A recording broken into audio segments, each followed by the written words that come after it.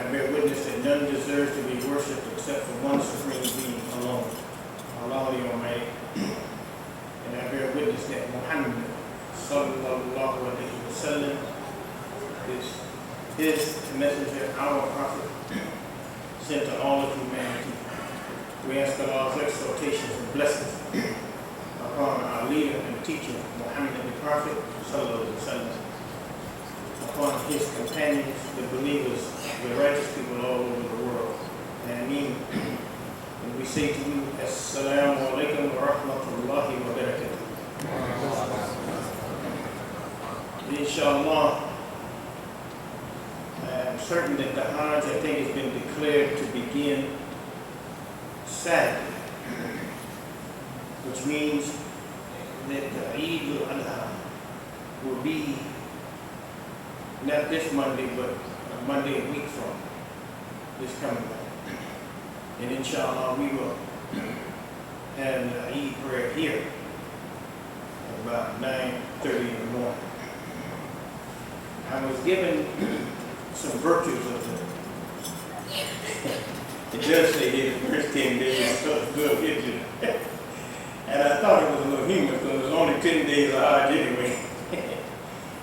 But at any rate, Muhammad the Prophet sallallahu alaihi wasallam, he said, there is no deed that is better in the sight of Allah, more greatly rewarded than a good deed done in the 10 days of Dhul Hijjah. I won't say first, I say 10 days. It was asked of him, not even jihad, struggle for the sake of Allah. The Prophet replied, not even jihad for the sake of Allah, unless a man goes out himself for struggle or jihad, taking his wealth with him, and does not come back with anything.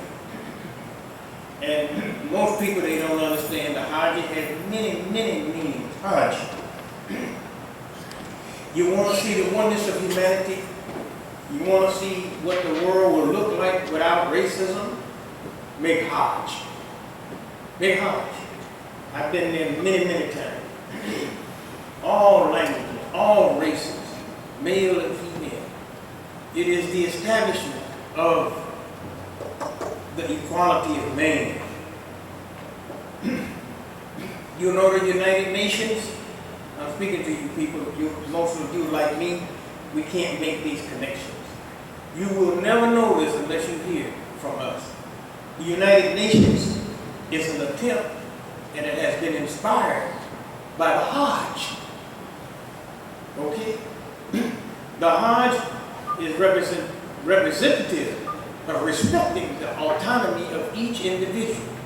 When you make Hajj, there's no superiority of a man from Sudan, or a man from Iran, or a man from America, or a man from Japan. All of us men, if we go to make Hajj, we all have to wear the same dress. It's a white top and a white bottom. And most of us, we have no idea what they're talking about. And what it's talking about is when the man comes into this world. Used to be when I was a child, maybe up to maybe 25 years ago, that new baby that was born, you put that new baby in white clothing. That's how we used to dress the little babies, in white clothing, to symbolize that the woman cannot produce a criminal. No woman produces a criminal.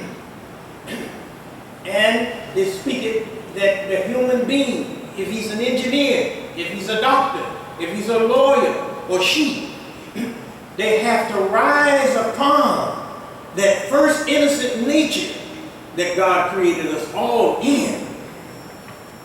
Every baby that is born in this religion of Islam, al-taqwa, born on taqwa, al-fitra, born on the pattern of nature. Every single human being in Islam, no child is born in sin. In Islam, the flesh is not sinful. No, not the Islamic religion, maybe some other religion. But what Muhammad the Prophet brought was a restoration, was a reclaiming of of the original make of Almighty God. This innocence that's in our creation. And upon that innocence is how you rise to achieve any state of dignity in your life. You want to be a lawyer? You want to be a doctor? You want to be a physician?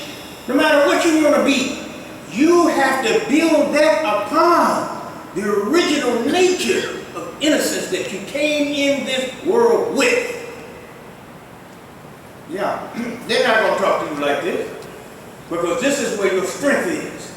And when you go to make Hajj, all of the males, women don't have to dress like this. It's we men that have to dress in a white top and a white bottom, means that we are the ones that have to struggle to keep that purity that our mothers gave us originally from the commandment of Allah.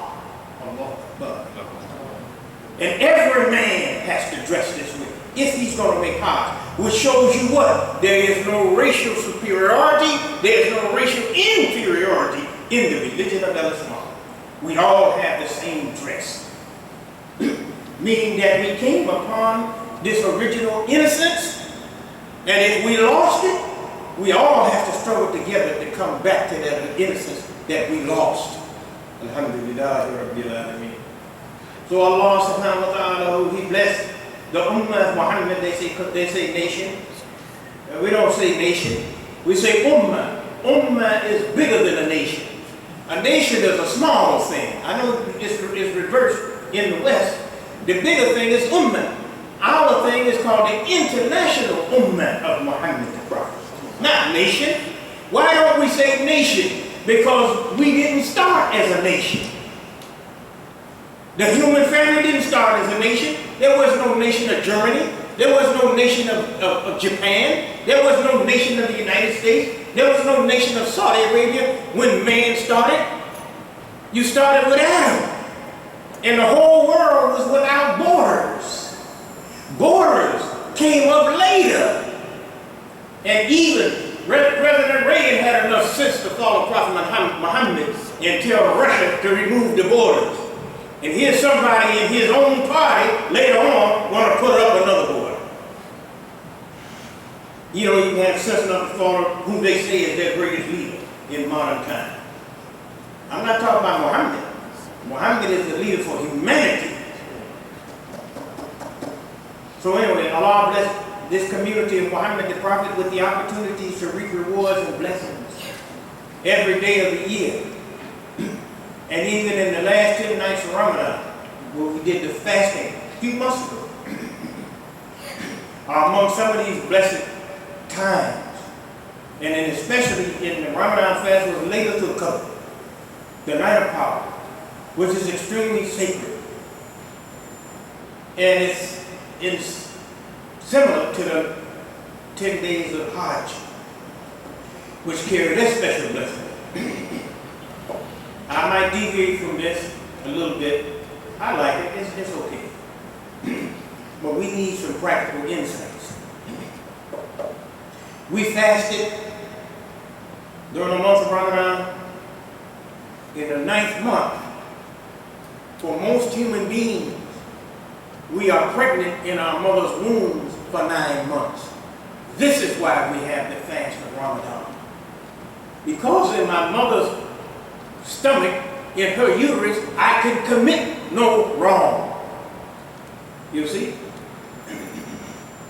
So Allah, He's trying to tell us, as I gave you the perfect body in your mother's womb for 9 months, for 9 months, then you were born out of that condition, that excellence in the womb. And you need to think, brothers, this is not a fantasy religion. This is a religion of thinkers. And everything we have in this religion has relationship for development of the human mind. So we have this situation where we were born after 9 months in mother's womb.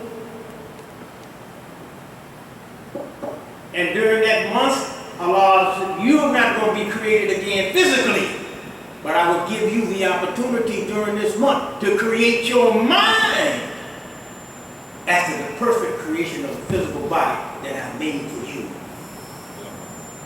This is what most of us we miss. We missed it. There's nothing wrong with this thing here. See? Nothing wrong with this.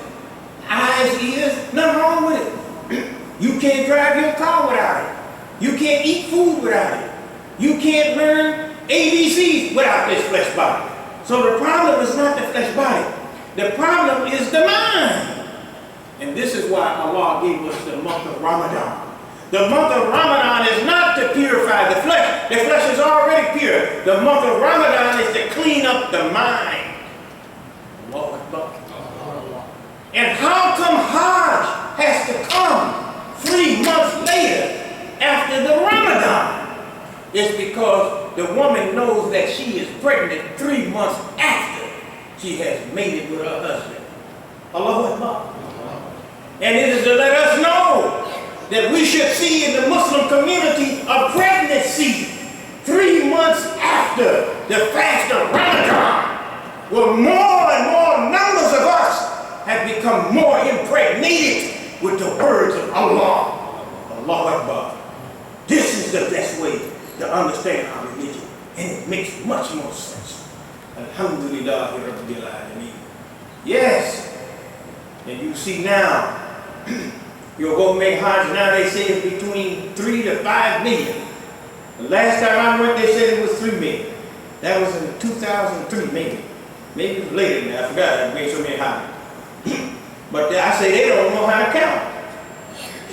When I made Hajj, you couldn't see the ground. The first time I made Hajj, you could see the ground. The last time I made Hajj, wasn't no ground. Every time I looked around, I saw a human being. Either he was standing in sajda or he was sleeping. Couldn't see the ground. Okay? So this shows you, this is proof. Look, you have this many millions of people together, different nationalities. No fighting, no wars. Your Hajj is a sign of what the world is going to become in the future. In the future, the influence of Muhammad the Prophet is going to overtake what you see in this world. Oh, they're all going to be Muslims? No, they're going to all be common sense people. Obedient people. So let me read some things here. I have to say this. It says, سباب المسلم فسوق وقتاله كفر. Now I don't have, my mother tongue is not Arabic, so you have to forgive me. سباب المسلم, to abuse the Muslim. You need to listen to this. To be cursing, to be vulgar to another human in Al-Islam, it is corruption. Okay? You so, this is a Muslim talking to another Muslim. We need teaching, don't we? We need to be reminded of what Muhammad said. I'm reading to you what he said in his words. This is why he's the universal prophet. A man who stood up, and he stood up 1400 years ago in Saudi Arabia, and he's universal because his words are being pronounced now all over the world, and particularly in America. And if he fights a believer, a Muslim, then he is in those who are the disbelievers. To curse the man is corruption. To fight another Muslim is to be in disbelief. These are serious sayings of Muhammad the Prophet. Sallallahu Alaihi Wasallam. And Allah, he said, there will be people. You listen to this. This is your Quran. You're supposed to be Muslim, you follow your Quran. It says, and there will be those people. They will be guided in this life to good speech. And they were guided to good life in the hereafter. That your speech, dear brothers and sisters, you who are striving, we're not perfect, but we're striving like him. That our speech will be good speech in this world and good speech in the next world. And most people say, well, oh, that's so simple, that's so simple. Why I got to be told that? If you take the term word in Arabic, it's qawlun. Qawlun, that's how you say it in Arabic. Qawlun. If you take the word in English, it's word, W-O-R-D. Like that, W-O-R-D. If you take that same word, W-O-R-D, if you think what I'm saying to you is not important, and you put an L in that word, not just long as that W-O-R-D, have W-O-R-L-D, you have world. And the religion of Islam is telling you, this is the great revelation of Prophet Muhammad. The world that the people live in is not the world of rocks and trees. The world that you live in is a world of words and language. It is words and language that builds up human beings. And it's words and languages that tear down the human being. Now you young people, you really need to listen, so you won't make the mistakes of my generation.